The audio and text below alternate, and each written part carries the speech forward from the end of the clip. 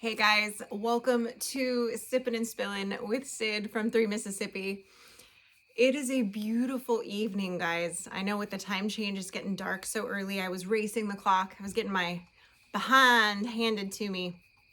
I was putting together a coop to split up my birds because I need more options for when I need to separate for different reasons. And I needed to get it put together because I'm hoping we can process a few of my drakes, my male ducks this weekend. And I like to be able to separate them at least the night before. If not like the day, 2 days before, just to make it a little bit easier. Then you're not trying to hunt them down that morning and grab them, and you've got them separated and they haven't eaten, and it just makes processing day a little more simpler.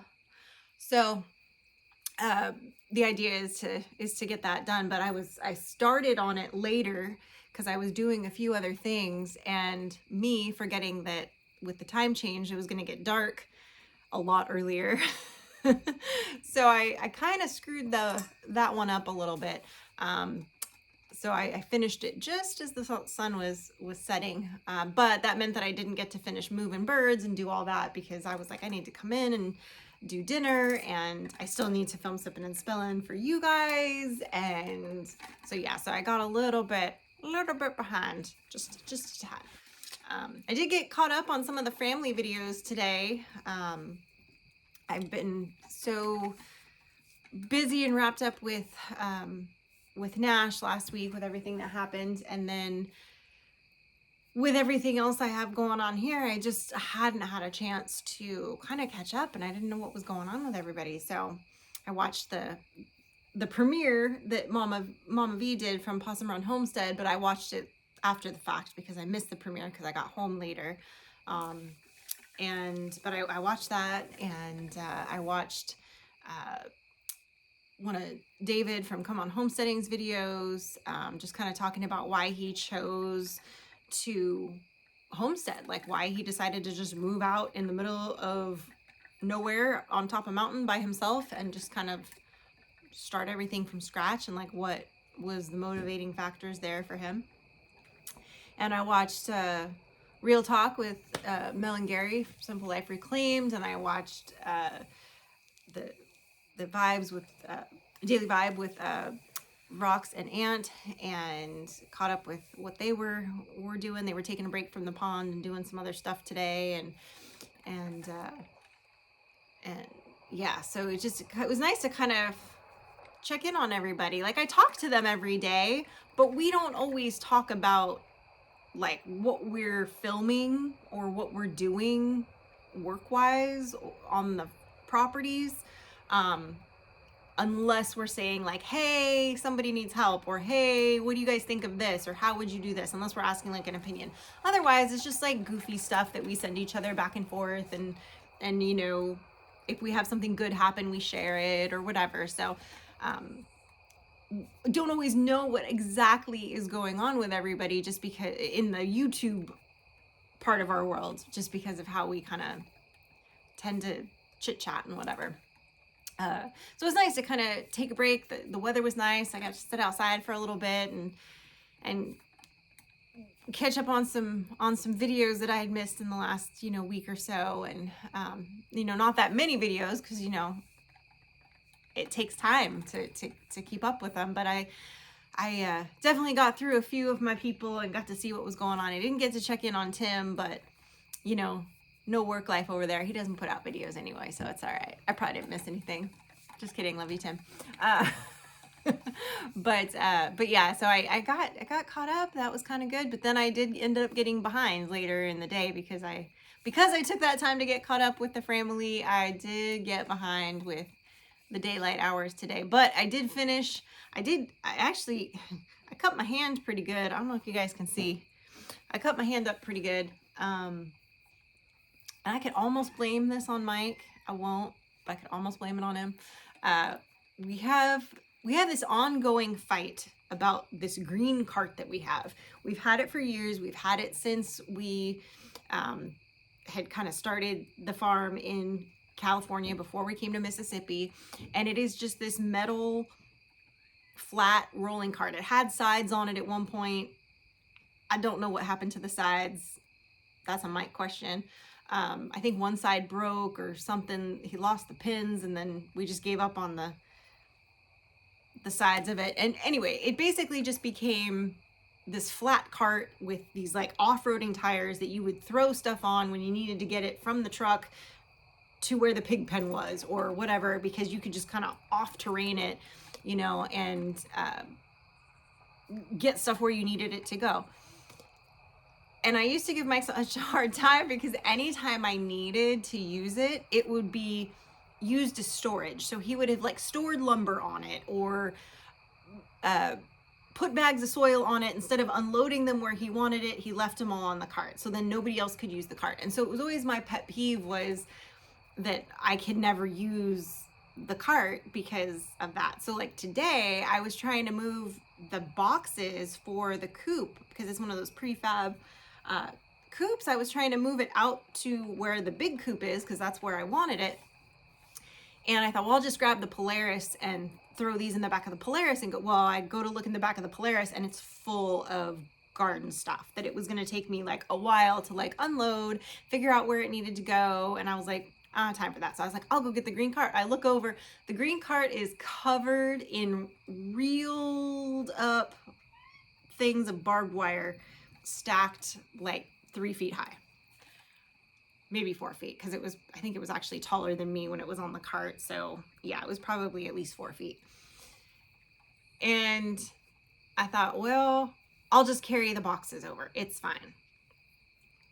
And then I was like, no, I'll just throw them in the bed of my truck. I'll drive my truck over to the thing and then I'll pull them in from there. So I go to pull them in.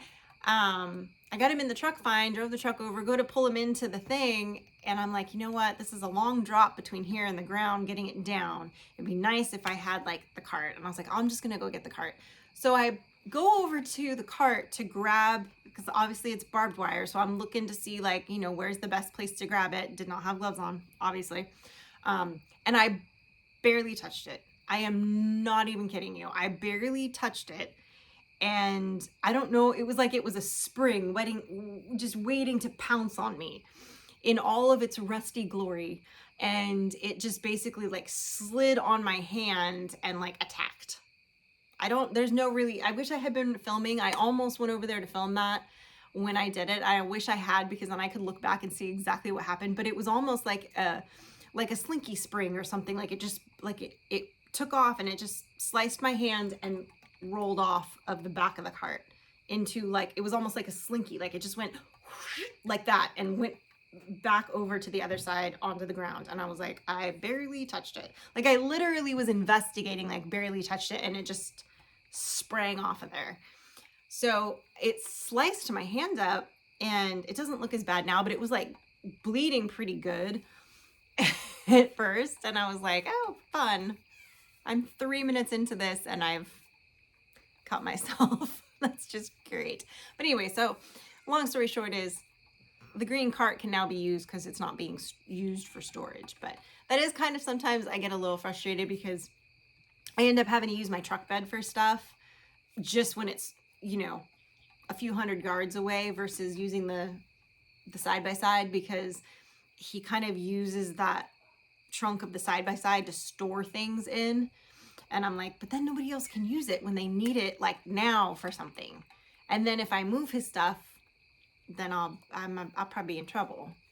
So I just end up not using it and like muscling whatever it is I need to do around.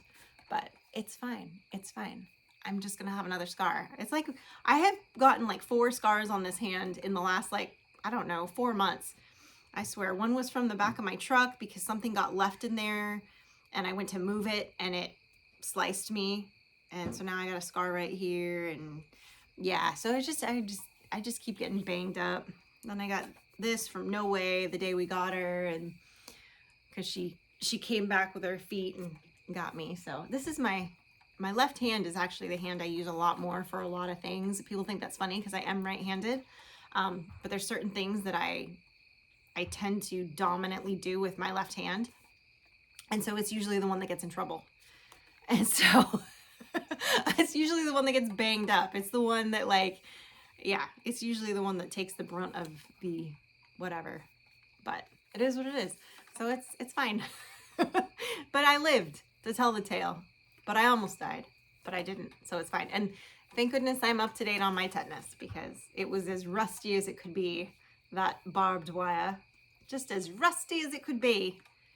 Looked like it was from the 1800s and just ready to shank someone. It was just lovely. So anyway, so that was my late afternoon into the evening today. But yeah, and I actually today I took No Way Out a couple times and loved on her. Rico and Freebird have been free ranging right in the back, but he has figured out, because Rico's a pretty smart boy, Rico has figured out to like walk around the side and come onto the patio or onto the porch here and onto the back patio, which he doesn't really spend too much time on the back patio, but he likes to come up here on the porch because right now, with Bunko being out here and not having his food kind of locked up in the cat condo, because No Way is in there getting acclimated, he's figured out that he can come over here and eat his food and drink his water. And of course, Freebird is always in tow. So Freebird comes over, and I found his food dumped on the ground and the thing flipped over. I have found it with only the brown kibble left in there, and like the other, like the orangey red ones are gone, and he's left the brown ones. Kind of funny. And so I just came over here now, and his water, I filled it this morning, and his food, both empty. So I know he didn't do that. So I'm gonna have to refill those. But yeah, guys, he's a hoot, man. Rico he leads his lady around. And then there's another Americana that keeps getting out. She's one of my skinnier, younger ones, and she keeps popping out somehow from the electric fencing. I swear some of the birds don't care. They're like, yeah, bring it on. It's like a cheap thrill for them, I swear. But anyway, she does this thing where she just appears by their side and then hangs out with them. And so in the morning she'll pop out after I've put them all, when they've come back out because they have their little automatic door. When they've come back out in the mornings, I've found her just out in the backyard. So she's been getting out and just living her life, living her best life. But then she goes back in. So usually takes a little coaxing, but then sometimes she pops out again midday. So I've just kind of given up on her. I'm like, you know what? If you want to hang out with Freebird and Rico, I guess I'll have to name her if she's going to be always out and about. But, what handsome. But that's fine. They can have their little trio. We'll figure it out. Well, he saw something. He just went after something. I don't know what it was, but he got really excited about it. I love to watch him hunt. It's so cute. But yeah, guys, anyway, that was my day today. Nothing super crazy and exciting. The normal, doing dishes and, every couple of days I kind of clean out the fridge. So anything that's like leftovers that didn't get quite finished or anything like that, I make sure I take out to the animals, and then I,